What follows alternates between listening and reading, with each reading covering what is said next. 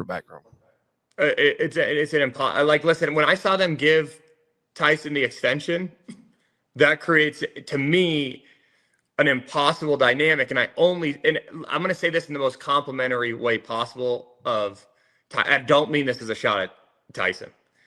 He is not, my perception of him, he is not a locker room quarterback, and I don't mean that as a dig. He just seems wired to be ultra competitive, which you usually see in strictly a starter in the NFL's like quarterback rooms. What you usually see, and you guys know, I'm like saying jokes and generalizations, but what you usually see is you see like three guys, you see a Sam Bradford, then you see just three like Tim Jenkins type guys, like just like little bit country who are just rooting you on, man. I'm going to tell you, hey, what the safeties did, and then I'm going to hammer a couple Modelos. I'm just happy to be around. You know what I mean? Like, that's like usually what you see. And like, again, I mean this in the most complimentary way possible. Like, he's not wired. Like, he's wired like a starter. Like, you listen to him talk, you watch him. He's not sitting in there cracking jokes, man. He's serious about it, like, which I love, right? Like, as a quarterback guy, like, you love it. What I mean by the impossible dynamic is like, this is going to sound crazy. There is no shot that Ben isn't at times thinking, if I just throw Tyson in there and he operates my offense, I scheme guys open, right? Like, I don't need – there are certain guys in the NFL, and I think Ben falls under this, and again, this isn't a shot at Ben either, but, like, there's Ben's, there's Kyle Shanahan's, there's LaFleur. Like, they think that they're why the offense goes. They know they need the players. But their job, what they perceive their job as each week, is to win with the plays. They don't view it as, hey, my players are going to go win it. They view it as, I'm supposed to win. I'm supposed to scheme guys wide open. So when that happens and we're not hitting the guys, there's a piece of him that's sitting there like, man, if I just had someone operating it, would this look different? Now, do I think that's really like, that's just a pissed off feeling right now? Come week 8, week 9, week 10, if we're still having these same conversations, I think that's going to become a real conversation. I think right now it's still just like hey, I'm pissed off. And maybe I'm thinking that. I don't think it's fully there. But I do think, like, listen, their quarterback room is not – I don't think it's built strictly for Caleb.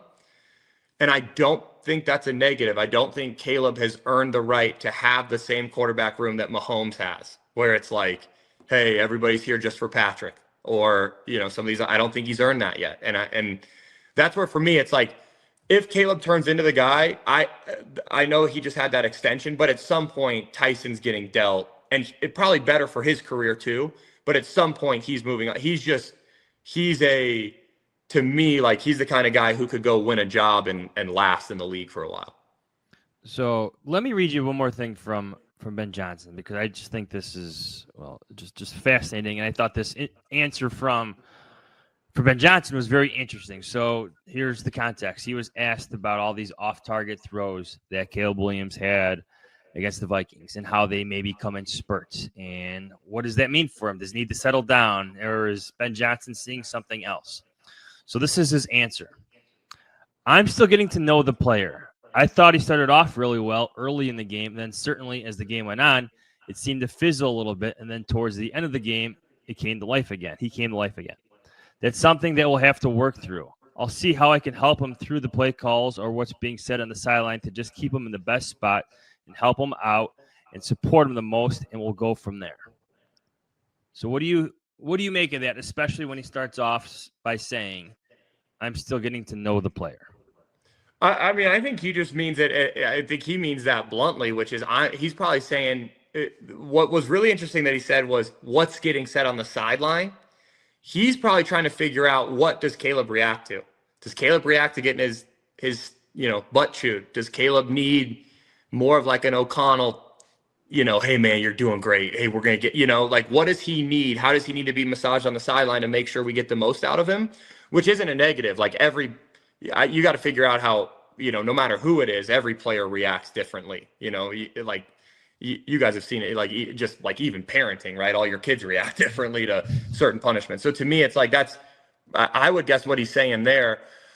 What also was interesting is like, hey, through the play calls, I'm assuming he's sitting there like, man, I should have gone back to some of our scripted stuff because it was like Caleb did operate the scripted stuff really well, which was good to see. Well, it was great to see the Bears even have a script, right? And then score on the script. That was moving in the right direction. But I'm sure he's thinking, hey, I could have gone back to some of the scripted stuff in the middle of the game.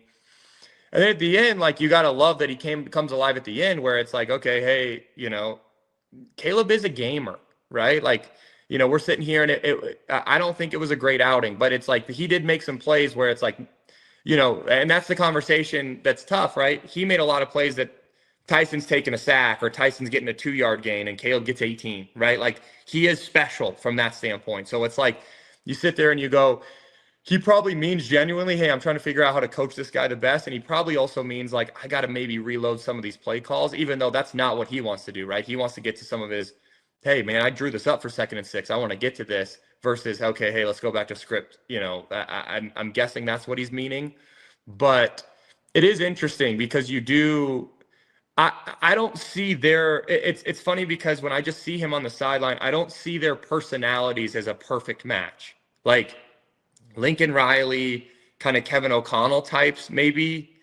I don't necessarily see Ben Johnson and Caleb as like a perfect match. With that being said, Ben Johnson, I think, is a great football coach and we'll figure out how to coach him. But just like his aura, like it feels a lot like when I saw Sean and Russell in Denver, where it was like there's just two different ways of operating. I do think Ben Johnson's way more willing to adjust than Sean Payton currently in his career. So to me, I'm like, I think Ben will figure it out. But there are times where I go, man, he just feels frustrated. And then you wonder how he's then communicating, which then could be what he was saying, where it's like, hey, I need to figure out what needs to be said on the sideline. Tim, this is great stuff, man. We really appreciate the time. The YouTube channel is All Things QB. It's as you said, a little bit of a extra overtime breakdown of Caleb Williams this week. A little bit longer than normal. It's about 45 minutes. I know we both watched it yesterday, and hopefully when everybody's done with this show here on Hogan Johns, you go check it out if you haven't already watched it, because it's really good stuff, and I think we're just the tip of the iceberg of all the possibilities for this season, quite frankly. Yep. So I guess we'll see. They go to Detroit. Silent cadence it is. We'll see how it goes. Thanks, fellas, for having me on. Appreciate it.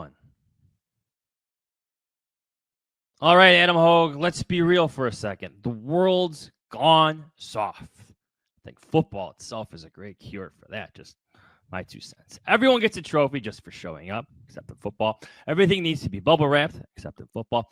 Soda used to have some kick. Now it's all about the pretty colors and easy fizz. RC Cola is not a soft drink, but a damn good cola that goes great with Italian beef and some Chicago-style pizza. It's original cola that doesn't fold under pressure. RC is an OG cola in the world of spineless soft drinks. No trends, no gimmicks, no glow up. RC hasn't changed its stripe since 1905 because it didn't need to. It's the same bold, crisp flavor it's always been. RC Cola tastes like a punch in the thirst. Do yourself a favor, grab some RC at your local store. Stock up for all your, let's do this again, stock up for all your end of summer parties, those football parties, back to school celebrations, and just watching the game. RC is the move for whatever you're doing.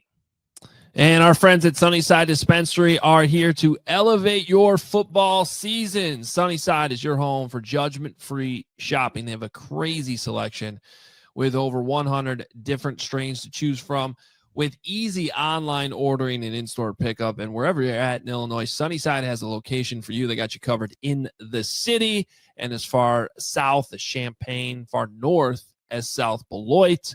Stop in the store nearest you for expert guidance from their staff. You just have to visit sunnyside.shop for Bright Buys every day, and that will include 50% off your first 3 online purchases. Again, sunnyside.shop, 50% off your first 3 online purchases using code HICHGO at checkout to qualify. And for returning customers, you can use code CHGO50. Exclusions apply. Sunnyside Dispensary, Bright Buys every day, only for 21 plus or Illinois medical card holders. John's, that last part with Tim, sort of wondering how the personalities of Caleb Williams and Ben Johnson match. I couldn't help but think, and we've already talked about this, when they extend Tyson Bagent and he's like, "Hey, he reminds me a lot of myself." And we already kind of seen like Ben Johnson, Tyson Bagent are wired very similarly. And I don't think that that's going to necessarily go away, if that makes sense.